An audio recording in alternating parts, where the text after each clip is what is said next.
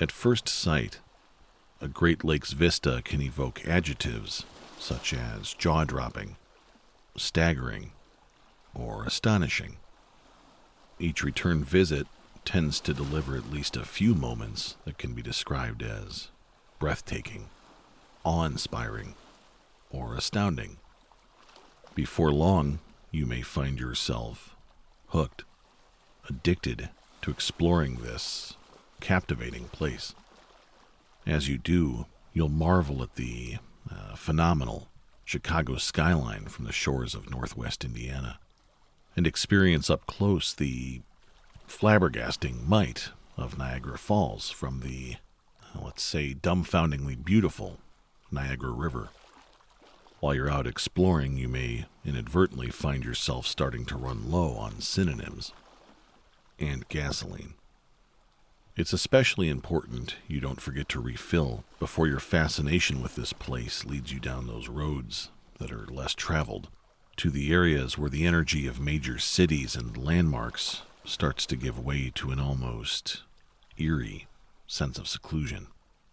Here, as you sit on the shoreline, one-on-one with the overwhelming presence of the lakes in their natural element, you'll flip to your reserve tank and find yourself running on an entirely new set of adjectives as a strange thought enters your mind.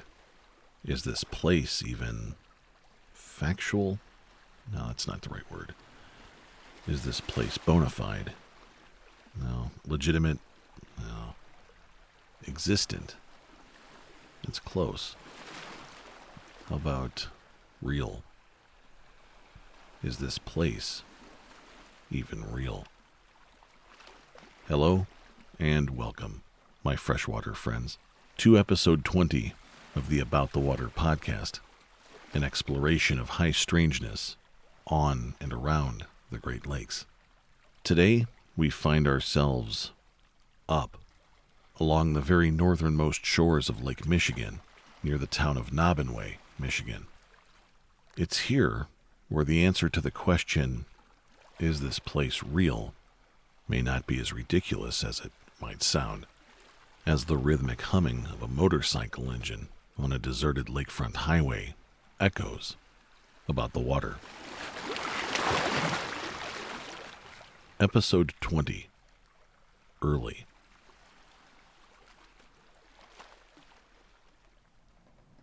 They were gone, vanished. The familiar streets, the people he knew, all of it, and everyone was just gone. With a loud woo, muffled only by his helmet, Topher couldn't believe that he had finally done it. When 5 p.m. Friday hit in Milwaukee, he just hopped on his trusty commuter motorcycle without a plan, without anything more than his phone, wallet, and the usual riding gear he was wearing. Topher had fulfilled a lifelong dream. He just went. His destination was somewhere, anywhere, north. 6 hours and over 300 miles later, the single-cylinder engine on Topher's motorcycle was the only sound around, along the waterfront stretch of U.S. Highway 2. The early autumn arrival of the frigid winter winds meant an early departure for any remaining tourists and road trippers. And now, the sparsely populated north shore of Lake Michigan was all but deserted. The town of Manistee, Michigan, was now 50 miles to Topher's taillight. The small orange glow emanating from his tachometer served as a stern reminder that he should have stopped for fuel when he had the chance. I know, Topher said through his helmet at the glowing gas can icon. He was unfamiliar with his new surroundings, and with each passing foot of open road he considered stopping, turning around, and going back for gas. He wasn't sure, however, if the bike would make it back based on what was left. He had just passed through the small town of Nobbinway. Its single gas station had closed just minutes before his arrival. Highway 2 veered out of the woods and was now running directly next to Lake Michigan, no more than a couple 100 feet away, and easily visible through the regular gaps in the trees. Now nearing midnight, The sky was a crisp and vivid shade of dark blue. The waters reflected the half moon overhead, causing the light to sparkle and dance, making the light seem alive. The waves were long and seemed to be grabbing at the shore. The thrill of the whim drove Topher this far, but now he found his mind wandering back towards home, back to the glowing lights of Milwaukee, which was now in a straight line southwest, across 240 miles of open water. In this huge and open place, next to this huge and powerful lake, he felt alone and vulnerable, exposed. There was no window to roll up. There was no door to lock, no heater to turn on. It was just Topher and his tiny steel companion versus the entirety of the top of Lake Michigan. Never once before experiencing agoraphobia, Topher found himself without envy for those who do. He was breathing so heavily and so rapidly that it was beginning to fog up his helmet. He felt fear surging through his body, with this terrifying feeling that he was going to be suddenly picked up, like a prize in a claw machine. Topher strained his eyes to see anyone. A distant house with a light on, a fishing boat, a deer, anyone, anything that would indicate he wasn't alone. His hands were starting to tremble, which is bad news if you're on two wheels. Topher had ridden far beyond what he was comfortable with, and now this strange feeling had attached itself to him like a sidecar, an overpowering feeling that he didn't belong here, that he shouldn't be here. His only hope now was that that glowing light on the horizon was in fact a town, and that that town had a gas station. What Topher found wasn't a town, but it was a gas station big enough to be one, and it was open. Bright fluorescent lights lit the huge parking lot like a sports stadium. Their loud buzz was echoing across the pristinely painted white and blue canopy. The pumps looked brand new, and there were dozens of them. There wasn't a single vehicle at any of them, or for that matter, anywhere in sight. Topher pulled up to one of the pumps, and without dismounting, inserted his credit card into the slot and went to grab the pump handle. But it wouldn't budge. "Oh, come on, you piece of garbage," Topher said as he removed his helmet and walked his bike up to the next pump. The next pump was completely stuck as well. In looking at the pump, he noticed that the digital display seemed incorrect. The price for all 3 grades of fuel was $27.27 per gallon. It also showed that the previous user had received 27.2727 gallons, and yet the total bill was $27.27. Obviously needing some help from someone inside, Topher flipped his kickstand down and left his bike in front of the pump. He was again relieved and reassured to see a bright LED open sign in the window of the building. Below it was a display reading Fresh Coffee, spelt with a K, accompanied by a red digital clock displaying the numbers 2727.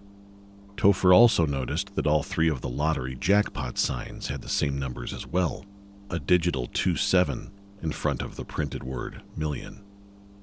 The exterior of the service station appeared to have been freshly painted, a flawless shade of light blue. The support pillars and the entire fuel pump canopy were so clean that they were glistening under its own light. There wasn't a single oil stain on the ground. The station was new, brand new, and as soon as Topher entered the building, he realized just how new. "Oh, no, Topher said, noticing that there was no checkout counter, no racks, no displays, no drink cabinets. The gas station was so new that it was still being built. Inside, there were only white walls, a concrete floor that still smelled fresh, and nobody in sight. Topher's own words echoed through the empty room. "Hello? Hello? Am I able to get any gas? I'm on empty. As he looked around, Topher was suddenly startled by the sound of a message being played over a loudspeaker. Anomaly detected. 360. Please address. Anomaly detected. 360. Please address. Topher then heard footsteps approaching from out of nowhere. He turned left to see a middle-aged man wearing a large and very kind smile, and absolutely nothing else. I'm sorry, I'm afraid you're a bit early, the man said. Very early, actually. We're not due for a while now. Whom are you with? Taken completely off guard, and unable to avoid the reactionary glance at the full profile of the man, Topher laughed. Look, I'm not with anybody, man. I'm just low on gas. Was wondering if there's any way of getting some. The man's face changed from a smile into a very, very stern frown. I don't find this little joke amusing, the man replied loudly, almost as if addressing someone else entirely. Topher now found himself frustrated as he replied, No, what's not funny is you saying that you're open when you're not. You're not even done being built yet. The man leaned his head back all the way and spoke straight up to the ceiling. Okay, knock it off, he ordered. Topher, keeping his eyes on the man, took a step back and opened the door. The moment he did, the man's eyes grew wide with terror. Get out now, the man ordered. Now, beyond frightened, Topher ran out of the building and across the parking lot, fumbling for the keys to his bike as he hopped on. Looking over his shoulder, he had a very uneasy feeling. Topher was sure that he was being followed, but looking up, he saw no one, and nothing. The gas station was now pitch black, inside and out.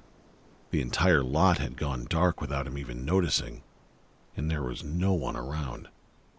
Shaking his head to snap himself back into action, Topher reached for his helmet, which was resting on the back of a small luggage rack at the tail end of the bike, but it wouldn't move.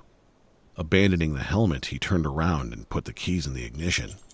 When he tried to turn the keys, however, the ignition switch wouldn't move either. Neither would the handlebars. When Topher tried to lean the bike up off its kickstand, it remained stuck, like it was frozen in place, welded to the ground. Everything inside him told him to just leave, go, and so Topher did. He took off running across the highway and into some trees. Once he was sure that he was completely out of sight, he sat in motionless silence, listening for sounds and hearing nothing, watching for movement and seeing none. Topher wasn't certain, and actually he can't even take a guess as to how much time had passed before daylight began to sneak through the treetops. When it did, he cautiously walked out of the woods towards the highway. Topher then found himself equal parts relieved and confused to see his bike. It was laying on its side along the very edge of the road, like it had been left there for trash day pickup. Topher thought perhaps the whole thing had been an illusion. Maybe he had a wreck, and this whole strange experience was just a result thereof. But on further inspection, the bike, his helmet, and the riding jacket he was still wearing didn't have a scratch on them. Behind the bike was a thick expanse of trees where the service station had stood. Looking both ways and seeing no one, Topher ran to the motorcycle, picked it upright, and turned the keys, which were still in the ignition. Topher eagerly pulled onto the highway, making it back to Nobbin Way on nothing but adrenaline and fumes.